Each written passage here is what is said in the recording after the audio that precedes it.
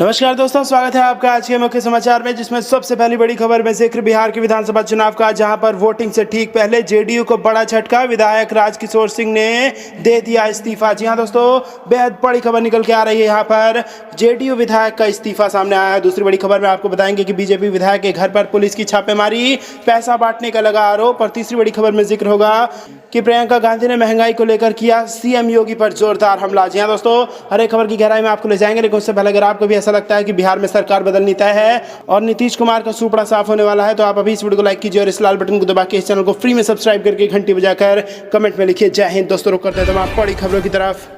Voting से ठीक पहले जेडीयू को बड़ा झटका, विधायक राजकिशोर सिंह ने दिया इस्तीफा। जी हां दोस्तों, बिहार विधानसभा चुनाव में आखिरी चरण का मतदान शनिवार को होने वाला है। तीसरे चरण के मतदान से ठीक एक दिन पहले जनता दल यूनाइटेड को एक बड़ा झटका लगा है। जेडीयू विधायक राजकिशोर सिंह ने पार्टी से इस्तीफा दे दिया है। जनता दल यूनाइटेड की ओर से टिकट काटे जाने के बाद विधायक राजकिशोर सिंह काफी नाराज चल रहे थे। उनके कार्यकर्ताओं में भी काफी नाराजगी देखी जा रही थी, लेकिन मतदान से ठीक एक दिन पहले उन्होंने पार्टी से इस्तीफा देकर एक बड़ा संकेत दिया है, जिसका असर वोटिंग में देखने को मिल सकता है। विधायक राजकिशोर सिंह पिछले चुनाव में काफी अच्छा प्रदर्शन किया था। उन्होंने सिटिंग विधायक वृषण पटेल को भारी मतों से हराया था। 2015 के विधानसभा चुनाव में राजकिशोर सिंह जेडीयू की टिकट पर महागठबंधन के उम्मीदवार थे और उन्होंने हिंदुस्तानी आवाम मोर्चा के वृषण पटेल को कुल 31,061 वोटों के भारी अंतर से हराया था। रुक करते हैं अगली खबर की तरफ। बिहार बीजेपी विधायक के घर पर पुलिस की छापेमारी, पैसा बांटने का आरोप। जी हां दोस्तों,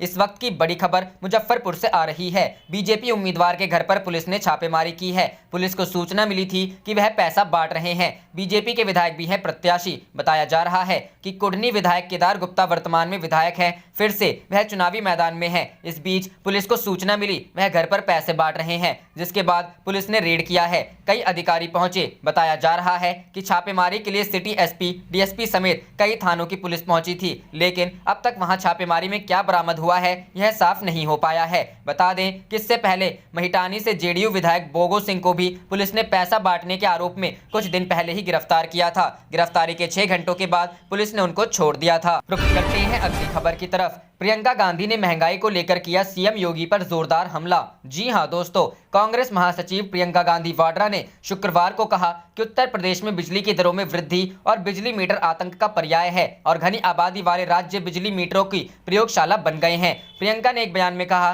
कि राज्य में पिछले कुछ वर्षों में बिजली की दरों में भारी वृद्धि हुई है। पिछले 8 वर्षों में ग्रामीण घरेलू उपभोक्ताओं की दरों में 500%, शहरी घरेलू बिजली दरों में 84% और किसानों में 126% की वृद्धि हुई है। पूरे राज्य में बिजली की बढ़ती दर ने नाराजगी पैदा की है। मीडिया रिपोर्टर्स के अनुसार उन्होंने कहा कि उत्तर प्रदेश बिजली मीटरों की प्रयोगशाला बन गया है। बिजली के मीटर कई बार तेज चलने के लिए पाए गए हैं। जिन घरों में ताले लगे हैं वहां बिजली की खपत नहीं है। उन घरों में 7-8 हजार रुपए तक का बिल आ रहा है। राज्य के कई जिलों में यह भी देखा गया कि बिजली मीटर लगाए बिना बिल आए। कांग्रेस नेता ने कहा कि जनता महंगाई से त्रस्त है। रुख करते हैं अगली खबर की तरफ। चुनावी जनसभाओं में तेजस्वी ने नीतीश को पछाड़ा, नेता प्रतिपक्ष ने की 251 रैलियां। जी हां दोस्तों, विधानसभा चुनाव के लिए प्रचार गुरुवार की शाम थम गया। चुनावी बिसात पर जीत हासिल करने के लिए लगातार तमाम राजनीतिक दलों के नेता ताबड़तोड़ रैलियां करते रहे। बिहार के मुख्यमंत्री नीतीश कुमार और नेता प्रतिपक्ष तेजस्वी यादव के साथ साथ बीजेपी के अध्यक्ष जेपी नड्डा से लेकर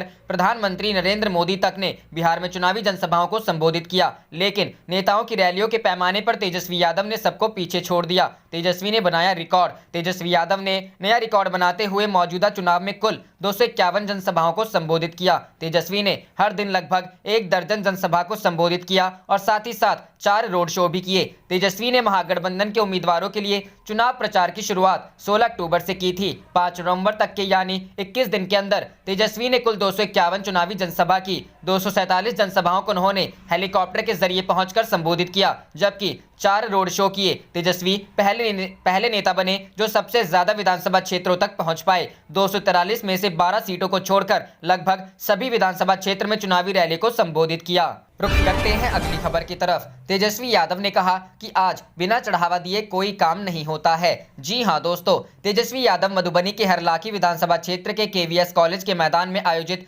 सभा में पहुंचे। यहां उन्होंने महागठबंधन के हरलाखी से प्रत्याशी सीपीआई के राम नरेश पांडे के लिए वोट की अपील की। उन्होंने 15 साल के सुशासन पर सवाल उठाते हुए मुख्यमंत्री नीतीश कुमार को घेरा। तेजस्वी यादव ने कहा कि आज बिना चढ़ावा दिए कोई काम नहीं होता है, हमें नया बिहार बनाना है, अब जात पात धर्म की राजनीति से ऊपर बात करना है। इस बार नीतीश कुमार की विदाई तय है, हम ज्यादा कुछ नहीं कहेंगे। हमारी सरकार बनेगी तो पढ़ाई, कमाई व दवाई और सिंचाई वाली सरकार होगी। महंगाई उन्हें अब भौजाई लग रही है। तेजस्वी ने कहा कि उनकी बनी तो प्राथमिकता के आधार पर 10 लाख लोगों को नौकरी दी जाएगी। बिहार की जनता डबल इंजन की सरकार से पूरी तरह उब चुकी है। अब बिहार की जनता बदलाव चाहती है। उन्होंने सरकारी नौकरी देने और पहले से नौकरी वालों को स्थायी करने का आश्वासन देकर लुभाने की कोशिश की। बिहार विधानसभा चुनाव 2020 तेजस्वी ने जीतने के लिए एड़ी चोट का जोड़ लगा दिया है।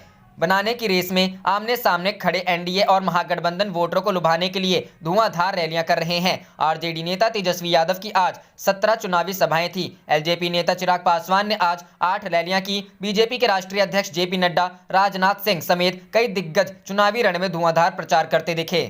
रुक करते हैं अगली खबर की तरफ। राहुल गांधी ने ट्वीट करके बिहार वासियों के नाम लिखा संदेश, साथ ही कहा बिहार बोले महागठबंधन की सरकार। जी हां दोस्तों, बिहार विधानसभा चुनाव में तीसरे चरण का मतदान जल्द ही होने वाला है, लेकिन इससे पहले कांग्रेस के पूर्व अध्यक्ष राहुल गांधी ने बिहार की जनता के लिए अपने ट्विटर अकाउंट पर एक संदेश लिखा है, जिसमें उन्होंने बताया कि उनकी सरकार बनते ही वो किसानों का कर्ज माफ करेंगे और बिहार के हर वर्ग में काम किया जाएगा, इसलिए महागठबंधन की सरकार बनाई जाए। राहुल गांधी ने कविता के जरिए बिहार के लिए संदेश लिखा है, जिसमें उन्होंने कहा है कि अब विकास के रास्ते बाधित नहीं होंगे, किसानों का कर्ज माफ होगा, उनकी फसल की उचित कीमतें मिलेंगी और बिजली बिल आधा होगा और बेटियों को मुफ्त शिक्षा मिलेगी, साथ में इंसाफ भी होगा। इसके साथ ही राहुल गांधी ने कविता के अंत में बिहार में महागठबंधन की सरकार बनाने की भी मांग की है। हम आपको बता दें, बिहार विधानसभा चुनाव में पहले और दूसरे चरण का मतदान हो चुका है और अब तीसरे चरण के मतदान के लिए भी प्रचार प्रसार की प्रक्रिया थम गई है, जिसमें सभी दलों के नेताओं ने अपनी पूरी ताकत झोंक दी है कि बिहार की जनता उनकी पार्टी को वोट दे। कल देश के प्रधानमंत्री नरेंद्र मोदी ने भी बिहार की जनता के लिए संदेश लिखा था, जिसके ठीक कुछ समय बाद राहुल गांधी ने भी छोटी सी कविता लिखकर बिहार वासियों को महागठबंधन की सरकार के आने के बाद क्या कार्य किए जाएंगे उसका संक्षिप्त विश्लेषण दिया।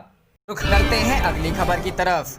मैदान छोड़कर भागे नीतीश कुमार, संन्यास की घोषणा पर चिराग पासवान का निशाना। जी हां दोस्तों, बिहार में विधानसभा चुनाव के लिए तीसरे फेज के प्रचार के खत्म होने से पहले पूर्णिया की जनसभा में सीएम नीतीश कुमार ने राजनीति से संन्यास लेने की घोषणा की। नीतीश के संन्यास की घोषणा के बाद उनके विरोधी नेताओं की प्रतिक्रिया आने लगी है। एलजेपी ने कहा कि मैदान छोड़कर भागने वालों पर भरोसा न करें। लोजपा अध्यक्ष चिराग पासवान ने कहा, अगर रणभूमि से नेता ही गद्दी छोड़कर भाग जाएं तो बाकी के लोग क्या करेंगे। अब जेडीयू का कोई अस्तित्व नहीं बचा है। अगर नीतीश कुमार जी ये सोच रहे हैं कि ये घोषणा करके वो जांच की आंच से बच जाएंगे तो ये मैं होने नहीं दूंगा। वहीं आरजेडी नेता तेजस्वी यादव ने कहा कि हम यह लंबे समय से कह रहे हैं कि नीतीश कुमार अब बिहार का प्रबंधन नहीं कर पा रहे हैं। अब चुनाव प्रचार के आखिरी दिन उन्होंने घोषणा की कि वह राजनीति से संन्यास ले रहे हैं। हो सकता है कि उन्होंने जमीनी हकीकत को समझा हो। बता दें कि बिहार के मुख्यमंत्री और जनता दल यूनाइटेड के नेता नीतीश कुमार ने बृहस्पतिवार को कहा कि राज्य में हो रहा विधानसभा चुनाव उनका अंतिम चुनाव है।